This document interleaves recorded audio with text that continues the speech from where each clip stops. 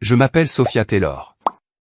J'ai 28 ans et je vis à Charleston, en Caroline du Sud, où je coordonne des projets de restauration pour des hôtels historiques que les clients fortunés aiment photographier mais ne remarquent jamais d'assez près. Pendant 4 ans, je n'avais pas dîné avec mes parents dans la même pièce. Ni à Noël, ni à Thanksgiving, ni même pour mon anniversaire.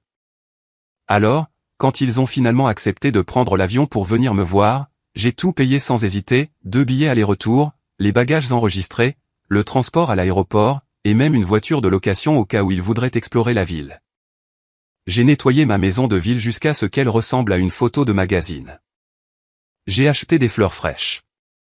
J'ai préparé le rôti de bœuf que ma mère faisait quand j'étais petite, et la tarte au citron que mon père prétendait toujours qu'aucune boulangerie ne pouvait réussir.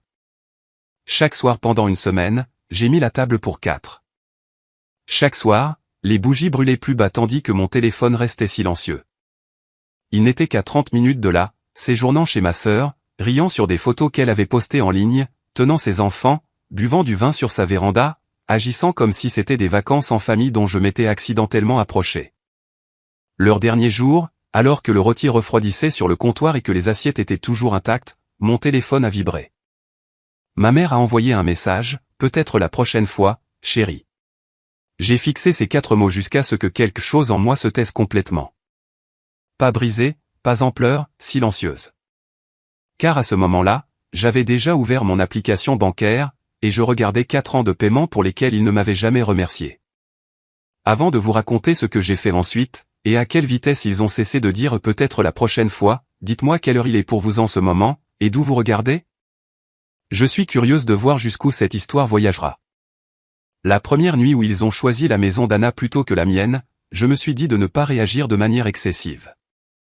Les gens sont fatigués après les vols. Les gens ont besoin de temps pour s'installer. Peut-être que les enfants étaient excités de les voir. Peut-être que ma mère se sentait mal à l'aise parce que 4 ans, c'est long à justifier avec un câlin et une cocotte. Alors, j'ai emballé le rôti, couvert la tarte, lavé les plats dont personne n'avait mangé, et je suis allé me coucher, prétendant que la douleur dans ma poitrine n'était que de la fatigue. Le lendemain matin, je me suis levé tôt, j'ai fait du café et j'ai envoyé un message, « Bonjour. Je peux préparer le brunch ici quand vous êtes prêts. » Pas de précipitation. J'ai même ajouté un emoji souriant car, apparemment, je voulais toujours être facile à aimer. 2 heures passèrent, puis 4. À midi, Anna a posté une photo de mes parents dans un restaurant au bord de l'eau avec la légende, la meilleure visite surprise de tous les temps. Les enfants sont gâtés pourris cette semaine. Ma mère a commenté, je ne l'aurais manqué pour rien au monde. J'ai lu cette phrase 3 fois, je ne l'aurais manqué pour rien au monde. Mais elle m'avait manqué pendant 4 ans, et cela n'avait en quelque sorte jamais nécessité d'explication. Vers 15 heures, j'ai appelé mon père. Il a répondu avec du bruit en arrière-plan, des enfants qui criaient, Anna qui riait, des plats qui s'entrechoquaient. « Salut, Soph » a-t-il dit. Aussi décontracté que la météo? Tout va bien? Cette question m'a presque fait rire. J'ai dit, je vérifiais à quelle heure toi et maman vouliez venir. J'ai de nouveau le dîner prêt ce soir. Il a marqué une pause juste assez longue pour que j'entende la réponse avant qu'il ne la prononce, ce soir, ça risque d'être compliqué. Chez Anna, c'est plus pratique avec les enfants. Et honnêtement, chérie, ta mère ne veut pas continuer à faire ses affaires et à faire des allers-retours. Faire ses affaires? Ils avaient une voiture de location que j'avais payée. 30 minutes, c'était maintenant des allers-retours? J'ai gardé ma voix calme et j'ai dit, papa, je vous ai fait venir ici pour me voir. Il a soupiré comme si je rendais une petite chose inconfortable. Nous te voyons, tu sais, généralement nous sommes dans la même ville. Cette phrase a frappé plus fort que n'importe quelle insulte parce qu'il croyait sincèrement que c'était suffisant. Être à proximité comptait comme de l'amour. Être considéré était facultatif. Ce soir-là, j'ai de nouveau mis la table, non pas parce que je croyais encore qu'il venait, mais parce que j'avais besoin de voir la vérité étalée devant moi. 4 assiettes, 4 serviettes pliées, 4 chaises vides, et une fille qui essayait toujours d'accueillir une famille qui avait déjà choisi une autre maison. Puis j'ai ouvert mon ordinateur portable, non pas pour le travail, mais pour les chiffres. Pendant 4 ans, alors que je construisais une carrière en restaurant de vieux bâtiments pour des gens soucieux d'histoire, j'avais aussi discrètement restauré la vie de mes parents. J'ai payé une partie de leur hypothèque lorsque les clients de consultation de mon père se sont raréfiés. J'ai couvert les ordonnances de ma mère lorsqu'elle a dit que l'assurance était compliquée. J'ai envoyé de l'argent quand leur voiture avait besoin de réparation. J'ai payé la garde d'enfants d'urgence d'Anna une fois, puis 2 fois, puis si souvent que c'est devenu une ligne de dépenses. Le total m'a glacé les mains, 62 840 $, sans compter les vols, sans compter la voiture de location, sans compter les courses qui refroidissaient dans mon réfrigérateur. J'ai fixé ce chiffre et je me suis souvenu de chaque fois qu'il m'appelait indépendante, comme si c'était un compliment alors que cela signifiait en réalité, nous n'avons pas à nous inquiéter pour toi. J'ai tapé le chiffre dans une feuille de calcul propre, ajouté les dates, les raisons, les confirmations de virement, et les sauvegardé sous un nom de fichier qui m'a fait me pencher en arrière en silence, dossier final de soutien familial. Au 3e jour, le schéma était devenu presque insultant par sa prévisibilité. Je me réveillais, offrais le petit déjeuner, le dîner, une promenade au centre-ville, une virée à l'ancienne batterie, n'importe quoi. Ma mère répondait des heures plus tard avec quelque chose d'assez doux pour éviter la culpabilité et d'assez vague pour éviter l'engagement, cela semble charmant, ma chérie. Voyons comment la journée se déroule. Ta sœur a beaucoup de choses de prévues. Pendant ce temps, Anna postait tout. Mes parents mangeant des crêpes avec ses enfants, mon père réparant une poignée de placards lâches dans sa cuisine, ma mère pliant le linge sur le canapé d'Anna avec une légende disant « Rien de tel que d'avoir maman ici ». Je n'étais même pas jalouse du linge. C'était la partie humiliante.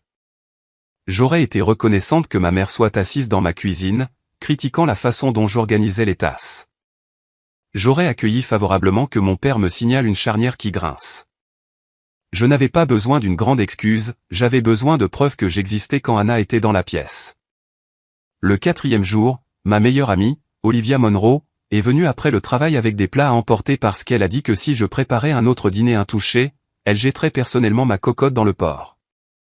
Olivia me connaissait depuis que j'avais déménagé à Charleston avec 2 valises et une offre d'emploi d'une firme de restauration boutique.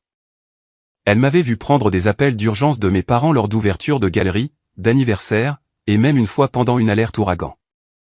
Elle m'avait aussi vu m'excuser de n'avoir besoin de rien. Quand elle est entrée et a vu la table toujours mise, son expression est passée de l'inquiétude à la colère. « Sophia » a-t-elle dit doucement. Cela ressemble à un mémorial. J'ai essayé de rire, mais cela a mal tourné. Nous nous sommes assises à table quand même parce que quelqu'un méritait de manger la nourriture. À mi-chemin du dîner, mon téléphone a vibré. C'était une photo d'Anna, même pas envoyée directement à moi, juste postée dans le chat de groupe familial. Mes parents étaient à un match de baseball avec sa famille. Ma mère portait un sweat à capuche de l'équipe. Mon père tenait un bretzel géant. Anna a écrit « Soirée familiale spontanée ». J'ai regardé Olivia. Elle m'a regardé. Aucune de nous n'a parlé pendant quelques secondes. Puis Olivia a traversé la table et a retourné mon téléphone face vers le bas. « Tu les as fait venir ici » a-t-elle dit. « Tu les as nourris à distance. Tu les as financés pendant des années, et maintenant tu les regardes dépenser ton temps, ton argent et ton espoir chez ta sœur. » J'ai murmuré « Je ne veux pas être cruel. » Elle a secoué la tête. Cruel, c'est inviter ta fille à attendre tous les soirs pendant que vous créez des souvenirs à 30 minutes de là. Les limites ne sont pas de la cruauté. Elles ne semblent cruelles qu'aux personnes qui ont bénéficié de ton absence de limites. Cette phrase est restée avec moi. Après son départ, je me suis tenu devant le miroir du couloir et je me suis vu à 12 ans, assise sur les escaliers dans une robe de soirée parce que mes parents avaient oublié de venir me chercher à une cérémonie de remise de prix scolaire quand la répétition de danse d'Anna avait pris du retard. Je me suis vu à 16 ans, faisant semblant de ne pas m'en soucier quand mon père a manqué ma finale de débat parce qu'Anna avait eu une mauvaise journée. Je me suis vu à 22 ans, virant de l'argent à la maison de mon premier vrai salaire pendant que ma mère disait à des proches que j'étais trop occupé par ma grande vie pour rendre visite. Et maintenant, à 28 ans, j'auditionnais toujours pour un rôle dans lequel j'aurais dû naître. Fille, pas donatrice, pas plan de secours, fille. Je suis retourné à la feuille de calcul et j'ai ajouté un 2e onglet. Paiements actifs, supplément d'hypothèque, compte d'ordonnance, contribution à l'assurance automobile, abonnement de streaming que ma mère avait dit un jour aider papa à se détendre, programme parascolaire des enfants d'Anna, que j'avais couvert juste pour un semestre il y a 2 ans. La liste n'était pas dramatique, c'est pourquoi elle m'effrayait. Elle semblait ordinaire, responsable, gentille, mais la gentillesse sans respect s'était transformée en un contrat tacite où je donnais, et il disparaissait. En bas, j'ai tapé une phrase en gras, arrête de financer les gens qui ne sont pas là pour toi. Puis j'ai fermé l'ordinateur portable, non pas parce que j'avais fini, mais parce que je savais enfin ce que la fin devait coûter. Le 5e jour de leur visite, ma mère a finalement appelé. J'ai répondu en haut-parleur tout en me tenant dans le hall restauré d'un vieil hôtel où mon équipe avait passé des mois à préserver des boiseries sculptées à la main que la plupart des clients ne remarqueraient jamais. Ma chérie, a-t-elle dit, enjouée et distraite. Nous n'y arriverons peut-être pas ce soir. Anna a promis aux enfants une soirée film en famille, et ton père est épuisé. J'ai regardé à travers le hall une colonne de marbre fissurée que nous avions réparée pièce par pièce parce que quelqu'un avait décidé qu'elle valait la peine d'être sauvée. Un instant, je me suis demandé ce qui se passerait si j'arrêtais de réparer des choses que personne d'autre ne protégeait. J'ai dit, maman, vous partez dans 2 jours. Je sais, chérie, a-t-elle répondu. Ce voyage est devenu si chargé. Peut-être que tu peux venir chez Anna demain matin avant que nous partions faire des courses. J'ai failli dire oui. C'était le vieux réflexe, accepter les miettes offertes, puis appeler ça un dîner. Au lieu de cela, j'ai demandé, pourquoi n'êtes-vous pas resté chez moi? Silence, puis la voix qu'elle utilisait quand elle voulait qu'une conversation se termine sans devenir honnête. Oh, Sophia, ne commence pas. Anna a plus d'espace. Les enfants avaient besoin de nous. Tu es si indépendante. Nous savions que tu comprendrais. Le revoilà, indépendante, le mot familial pour un prêt. J'ai payé les vols, ai-je dit. J'ai acheté de la nourriture pour 1 semaine. Je vous ai demandé chaque jour de venir ici. Ma mère a soupiré. Et nous apprécions cela, mais tu fais comme si nous t'avions abandonné. N'est-ce pas le cas, ai-je demandé. Elle n'a pas répondu. En arrière-plan, j'ai entendu Anna dire, maman, es-tu toujours au téléphone? Les enfants attendent. Ma mère a baissé la voix. Nous parlerons plus tard. D'accord. Je t'aime. L'appel s'est terminé avant que je ne puisse répondre. Je suis resté là avec mon téléphone à la main, entouré d'un bâtiment rempli de choses qui avaient survécu à la négligence parce que quelqu'un était finalement intervenu. Ce soir-là, je n'ai pas cuisiné. Je n'ai pas mis la table. Je me suis assise à mon bureau et j'ai écrit un courriel. Pas émotionnel, pas suppliant, pas plein de paragraphes leur demandant de m'aimer correctement. Sujet, soutien voyage et financier. Maman et papa, j'ai payé pour ce voyage parce que je croyais que vous vouliez passer du temps avec moi après 4 ans d'éloignement. Au lieu de cela, vous avez choisi de rester chez Anna et avez refusé toutes les invitations que j'ai faites. Je respecte votre choix. Maintenant, je fais le mien. Avec effet immédiat, je ne fournirai plus de soutien financier mensuel, ne couvrirai plus les dépenses ménagères, ni ne paierai les frais familiaux qui ne sont pas les miens. J'ai joint un relevé du soutien que j'ai fourni depuis 2022 pour plus de clarté. J'annule également la prolongation de la voiture de location et ne paierai pas de frais de voyage supplémentaires. Vos vols de retour restent actifs car je ne romps pas les engagements que j'ai déjà pris. Après cela, vous devrez gérer vos propres dépenses. Je l'ai lu 2 fois. Mes mains tremblaient, mais pas d'incertitude, elles tremblaient parce qu'une partie de moi comprenait que c'était la première chose honnête que je leur avais écrite depuis des années. J'ai joint la feuille de calcul. Puis, après un instant, j'ai joint une photo, ma table de salle à manger du premier soir, bougies allumées, 4 assiettes en attente, personne sur les chaises. Je ne l'ai pas incluse pour leur faire du mal, je l'ai incluse parce que j'en avais marre de les laisser prétendre que c'était un malentendu. Avant de cliquer sur envoyer, Anna a posté une autre photo. Mes parents étaient sur sa véranda enveloppés dans des couvertures, avec la légende « Profitez de chaque dernière minute ». J'ai regardé cette légende, puis mon courriel. Chaque dernière minute. Aucune de ces minutes n'avait été la mienne. J'ai cliqué sur envoyer. Puis j'ai ouvert 5 comptes différents et j'ai commencé à faire ce que j'aurais dû faire des années plus tôt. J'ai annulé le virement hypothécaire automatique prévu pour le 1er du mois. J'ai retiré ma carte du compte d'ordonnance après avoir confirmé que ma mère avait son propre mode de paiement enregistré. J'ai arrêté le paiement récurrent de la garde d'enfants au programme parascolaire d'Anna, et j'ai envoyé une note polie disant que la facturation future devrait aller directement aux parents enregistrés. J'ai annulé le forfait de streaming, le plan d'assistance routière et la contribution temporaire à l'assurance automobile que mon père avait traité comme permanente. Chaque annulation ressemblait moins à une vengeance qu'à un retour de poids volé. À 23h42, mon père a envoyé un message, « C'est quoi cet email ?» À 23h44, ma mère a appelé. À 23h45, Anna a appelé 2 fois. J'ai posé mon téléphone face vers le bas et je suis entré dans la cuisine. Pour la première fois de la semaine, la table était dégagée. Les appels ont commencé avant le lever du soleil. Ma mère d'abord, puis mon père, puis Anna, puis ma mère à nouveau. À 8h du matin, j'avais 12 appels manqués, 7 messages textes, et un message vocal de mon père qui commençait calmement et se terminait par lui disant « Ce n'est pas comme ça qu'une famille gère les choses ». Je l'ai écouté en faisant du café. Et la vieille culpabilité est montée comme de la vapeur. Puis j'ai revécu la semaine dans ma tête, chaque dîner un toucher, chaque peut-être, chaque photo souriante de la maison d'Anna, chaque facture que j'avais payée tout en étant traitée comme une cousine éloignée. À 8h23, j'ai répondu à l'appel de ma mère. Elle n'a pas dit bonjour.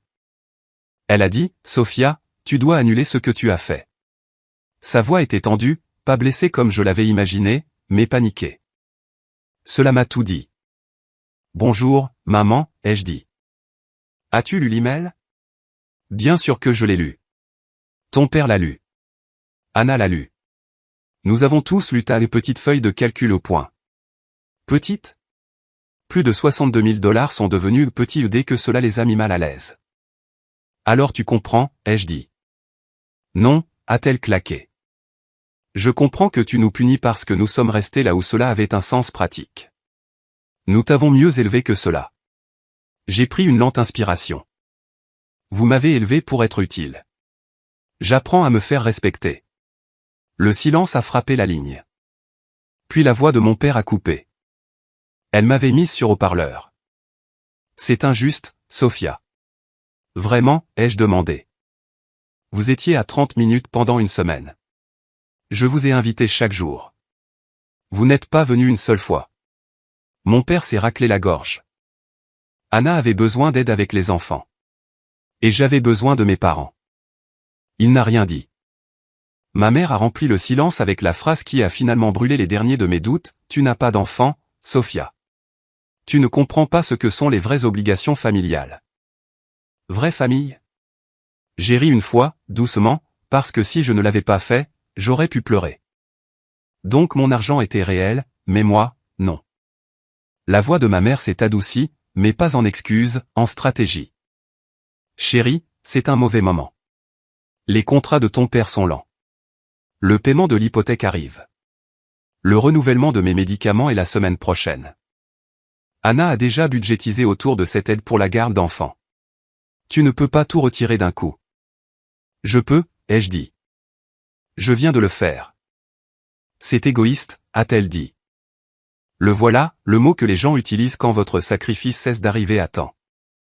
Mon père a dit, pouvons-nous au moins en discuter quand nous te verrons aujourd'hui? J'ai presque souri. Aujourd'hui. Oui, a-t-il dit rapidement. Nous pouvons passer après le déjeuner. Après le déjeuner? Le dernier jour? Après que l'argent ait cessé? J'ai regardé la table de salle à manger propre. Pas d'assiette, pas de bougie, pas de spectacle. Non, ai-je dit. Je ne suis pas disponible. Ma mère a halté comme si je l'avais giflée. Sophia Taylor. Nous avons fait tout ce chemin. Je sais, ai-je dit. Je l'ai payé. La ligne est devenue silencieuse. Pendant des années, j'avais imaginé que si je me défendais enfin, je me sentirais cruelle, monstrueuse, froide. Au lieu de cela, je me suis senti triste et solide. Ces deux sentiments peuvent exister ensemble. Je leur ai dit, votre vol de retour est demain matin. La voiture de location est payée jusqu'à ce soir. Après cela, vous devrez gérer le reste vous-même. Je ne discuterai plus d'argent. La voix de mon père est devenue basse. Alors c'est ça? Nous faisons une erreur et tu nous tournes le dos? Une erreur? Ai-je demandé. Papa, une erreur, c'est manquer le dîner à cause des embouteillages. Cela a été une semaine de choix. Ma mère a commencé à pleurer alors, mais même les pleurs avaient des angles. J'espère que tu es fier de toi. J'ai regardé la photo de la table vide toujours ouverte sur mon ordinateur portable. Je ne suis pas fier, ai-je dit. Je suis éveillé. Puis j'ai mis fin à l'appel. Mes mains tremblaient si fort que j'ai dû poser la tasse. 5 minutes plus tard, Anna a envoyé un message, « Maman sanglote. J'espère que cela en valait la peine. » J'ai fixé son message et j'ai répondu, « Dis-lui que j'ai mis la table pour elle tous les soirs. Elle sait ce qui valait la peine d'être manqué. » Puis j'ai bloqué le chat de groupe familial pendant 24 heures. Pas pour toujours, juste assez longtemps pour m'entendre penser. À midi, Anna a trouvé un nouveau moyen de contourner le silence. Elle a envoyé un message vocal d'un numéro que je ne reconnaissais pas, et contre mon meilleur jugement, j'ai écouté. Sauf, a-t-elle commencé, déjà agacée. Je sais que tu es contrarié, mais tu es extrême. Maman et papa sont vieux. Ils n'ont pas besoin de ce stress. Tu sais, la situation financière de papa est embarrassante pour lui. Et honnêtement, tu gagnes plus que nous tous. Alors, je ne comprends pas pourquoi tu agis comme si aider la famille était un fardeau énorme. J'ai arrêté le message là. Je n'avais pas besoin du reste. C'était l'équation familiale, parce que j'avais travaillé dur, je leur devais, parce qu'Anna avait choisi le chaos, elle méritait de l'aide, parce que mes parents étaient mal à l'aise, je devais redevenir commode. Puis un autre message est arrivé de mon père, « S'il te plaît, appelle. Ta mère est très contrariée. Nous sommes chez Anna, et tout le monde se dispute. Tout le monde se dispute. Pas tu nous manques. Pas nous t'avons fait du mal. Se disputer. L'argent avait fait ce que ma douleur n'avait jamais pu, cela les avait fait prêter attention. J'ai appelé, mais pas parce qu'il l'exigeait, j'ai appelé parce que je voulais entendre la vérité sans que le chat de groupe familial ne la traduise. Anna a répondu au téléphone de mon père par accident. J'ai entendu des cris avant que quiconque ne réalise que l'appel était connecté. Ma mère disait, elle ne peut pas tout annuler. Richard, tu as dit que tu avais géré ça. Mon père a claqué, je pensais qu'elle serait contente que nous soyons venus du tout. Anna a dit, eh bien, je ne peux pas couvrir la garde après l'école ce mois-ci. J'ai déjà versé la compte pour la location à la plage. La location à la plage? J'ai fermé les yeux. Ils avaient prévu d'autres vacances pendant que je payais leurs factures. Puis Anna a remarqué l'appel. Sophia. La pièce est devenue silencieuse. J'ai dit, ne raccrochez pas. Mon père a pris le téléphone. Tu n'étais pas censé entendre tout ça. Je sais, ai-je dit. C'est pourquoi c'était honnête. Il a expiré fort. Écoute, les choses se sont compliquées. Non, ai-je dit. Elles sont devenues claires. Ma mère est intervenue, la voix plus petite maintenant. Sophia, s'il te plaît, nous pouvons arranger ça. Viens ce soir. Nous allons tous nous asseoir. Chez Anna, ai-je demandé. Un autre silence. Cette réponse était presque drôle. Même la réunion d'excuses allait se passer dans la maison qu'ils avaient choisie au lieu de la mienne. Non, ai-je dit. Si vous voulez me parler en tant que votre fille, vous pouvez venir chez moi. Si vous voulez discuter d'argent, il n'y a rien à discuter. Mon père a marmonné quelque chose loin du téléphone. Ma mère a dit, nous ne voulons pas ton argent, ma chérie. J'ai répondu, alors ça ne vous manquera pas. Elle a recommencé à pleurer, mais cette fois, j'ai entendu de la panique en dessous. Ce n'est pas ce que je voulais dire. Je sais exactement ce que tu voulais dire. J'ai dit, vous voulez le soutien sans la responsabilité. Vous voulez accéder à mon compte bancaire sans faire de place à table. Anna a interrompu, vive et défensive. C'est dramatique. Tu fais toujours ça. Tu ramènes tout au fait d'être exclu. Quelque chose en moi est devenu froid. Anna, j'ai payé pour que maman et papa viennent ici me voir. Ils sont restés chez toi. Tu as posté des photos de famille toute la semaine, et tu n'as jamais demandé pourquoi je n'étais pas là. Alors dis-moi, quand étais-je censé me sentir incluse? Elle n'a eu aucune réponse. Mon père a essayé de reprendre le contrôle. Nous passerons ce soir. Non, ai-je dit. Vous avez eu 6 soirs. Je suis occupé ce soir. À faire quoi? A demandé ma mère, offensée par l'idée que j'avais une vie séparée de la tante. J'ai regardé l'hôtel restauré sur mon bureau, puis la réservation qu'Olivia avait faite dans un petit bar de jazz parce qu'elle refusait que ma dernière nuit d'humiliation devienne une autre veillée. Je dîne avec quelqu'un qui se présente réellement, ai-je dit. Ma mère a chuchoté, Sophia, ne fais pas ça. Et pour la première fois, j'ai entendu clairement la vraie signification, ne change pas. Ne nous mets pas mal à l'aise. Ne nous force pas à voir ce que nous tenions pour acquis. J'ai dit, je l'ai déjà fait. Ce soir-là, pendant que j'étais sorti avec Olivia. Mon téléphone s'est de nouveau rempli. Mon père a envoyé une photo de l'extérieur de ma maison de ville à 20h16, nous sommes là. Je l'ai fixé au restaurant, la musique de jazz bourdonnant derrière moi, de la nourriture chaude devant moi, une amie en face de moi qui n'avait jamais eu besoin d'argent pour se soucier. Pendant une douloureuse seconde, j'ai failli me lever. L'ancienne Sophia aurait couru à la maison, se serait excusée de les avoir fait attendre dehors, aurait réchauffé les restes et aurait appelé leur arrivée tardive un miracle. Au lieu de cela, j'ai tapé, je vous ai dit que j'étais indisponible. Bon vol demain.